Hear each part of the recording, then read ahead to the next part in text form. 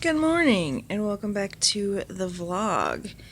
I am super trying to figure out where I want to go with my day, how I want to do this. There's a lot of stuff that needs to be done. This room alone is just, I've made some progress, but as you can see, it is still a hot mess, which at this point is creating a problem. For those that are new to the channel, welcome to my selling room. We are online resellers, and this is what happens. You end up kind of looking like a hoarder. Luckily, I have a big enough house where I can separate my living space from my workspace for the most part.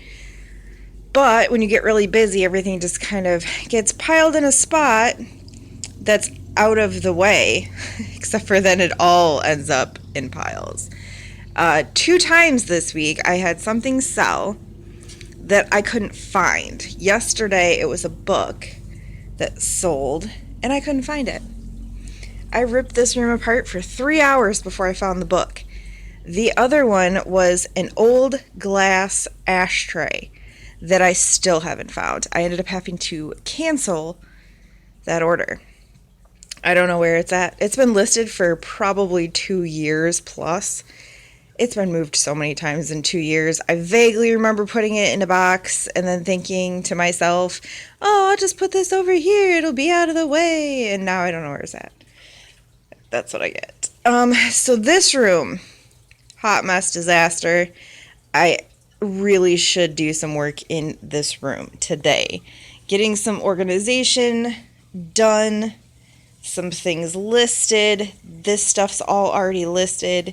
It just needs to not be in a pile in the middle of this room. Same with that. That's listed. This stuff is not. That is not. So it's not like, it just really needs to be organized. It's not, necessarily a huge ordeal. The boys are outside mowing the lawn. So while the boys are finishing up the lawn, I think I'm going to get a couple things listed. That, I think, is the only one of these. We garbage picked a bunch of signs from an old ski lodge type hill. I think this is the only one that I'm going to put online. The rest have been selling fairly well in the antique booth and on Facebook Marketplace. So this one is a little bit older. I like the embossed look of the sign and of the lettering, so I'm going to stick this one up for a little bit more. I'm going to ask $35 for that, and it's going to go on eBay and Etsy. I'm also going to try to at least get these 2 things listed, and then we'll go into the what sold. They're here to pick this up, but we have to talk about how I screwed up big time on this piece. These are what we have sold in the past 24 hours, but I am still uploading the pictures from the final thing on my list today, like my little goal that I set, the 3 things that I wanted to get listed. I am still listing the little lamp. So I will tell you how I screwed up on the seahorse swing. Well, we look at what we sold and see the kid fidget with stuff. So that seahorse swing is extremely rare. Hold on, something is happening. It's wrong. I'll try that again. Anyway, that seahorse swing is extremely, extremely rare. The problem lies in the fact that it's so rare you can't find any real solid concrete information on it. Now, when there's a debate between buy it now and auction, sometimes auction's the better way to go, especially with something that's rare. The other part of that, it's like a double-edged sword. The other side of that is if it's super rare, how many people are searching for it, especially when it comes to stuff like a Little Tyke swing, when there are others. I've done really well in the past with some of the rarer Little Tykes pieces. All right, so let's just go right into how I screwed up. I put that swing on auction. I bought it for $9.99 from Salvation Army. I started the auction at $24.99 thinking that would bring in more bidders. I was hoping for a bidding war. I was thinking that it was probably worth somewhere between $150 and $250. because you just can't find another one. I'll wait. Exactly. They just aren't out there. They are super rare. Well, that's not at all what happened, and I had one bid, and it sold for $24.99 to a local buyer who then just picked it up. I literally made like no money off that piece. But it happens. I screwed up. I'm taking responsibility for my screw up. I still made like a smidge of a profit, and some little kid's gonna get a really cool seahorse swing. And this is what else we sold. I'm gonna start with this piece because I know how much I sold it for because I took a $40 offer on it. I bought this from Salvation Army for, it was marked for $12, I think, but I also believe that there was a discount that day, so I don't believe I paid full price for it. I had it listed for $50 and I took a $40 offer. It's not too bad there.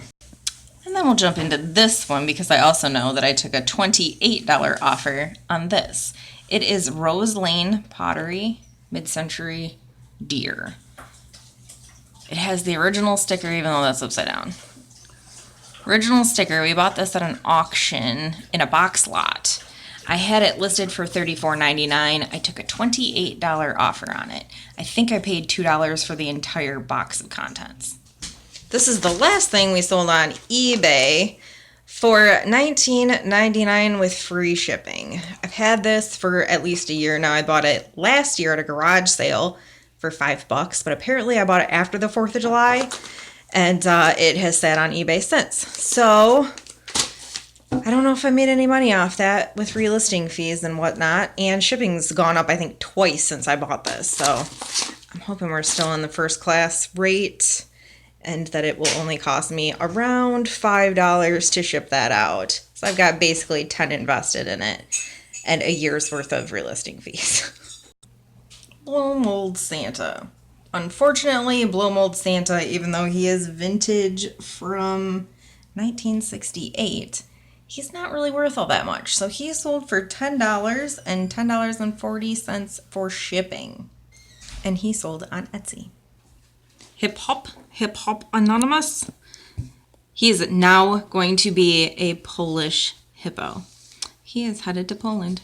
I bought him at one of Casey's auctions for, I don't know, a couple bucks, $1, $2, $3, something in that range.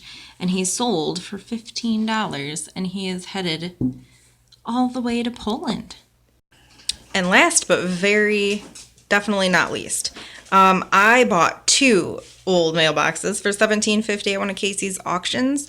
Sold the first one pretty quickly for $45. Sold this one, took a little bit longer, but we still got $25 out of it, and it's going to Harrisburg, Pennsylvania. I send a lot of stuff to Harrisburg, Pennsylvania. I'm starting to wonder why. It's all different people. Just, I ship a lot of stuff to Harrisburg, Pennsylvania. And we're off. This guy.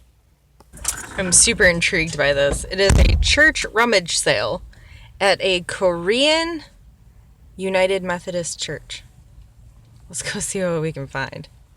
Looks for the most part like this place has been pretty wiped out. They've been hit hard already, which I kind of figured, but you never know. So it's worth checking out. Alright, we will try this garage sale. There's some things. I found some mid-century birds for $4. These pieces are what we originally left the house for. And if you're wondering how Rich gets all, well, not all of it, but some/most of the project guitars and the audio equipment, he has ads on Craigslist. He has ads on Facebook Marketplace, all, in search of project stuff and things. And sometimes people have good stuff. Some people offer him junk and he just passes. These were free. This is a, oh, he told me he left. What did he, do you remember what he said this was? I have no clue. An amp. It's an amp. Amplifier. For headphones, I think. A headphone amp. I didn't even know those existed. I might be wrong, but I'm pretty sure he said a headphone. No, it's a headphone amp to listen to the tuning of guitar.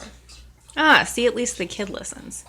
This is a unknown maker guitar from Japan. May or may not be good. He hasn't really done any research on it yet. It does need strings. He hasn't really had a chance to look over it yet, but yeah, those were free. And my mid-century birds. I believe they're seagulls and or... See, these two, they might be two different makers, because these two look like seagulls to me. These look like geese. This one I think had a sticker on it. Made in Taiwan, ROC, maybe? So I do believe now that I'm looking at them that there are two different makers. And the funny thing is, check this out. When you literally already have some in the selling room. These I bought from Salvation Army though. Can't really, there you go. These I bought from Salvation Army and have been listed at about $38 for a couple months now with no bites. So it makes sense that I buy more, correct? Anywho, I bought all of these birds for $4, so I still think I made out pretty well. And on that note, I'm going to wrap up the video because we have snacks. Vegan 7-layer dip. Non-vegan meat snacks for the kiddo.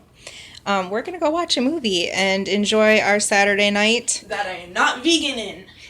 That he is not vegan in. So have fun, and we'll see you guys tomorrow. Bye.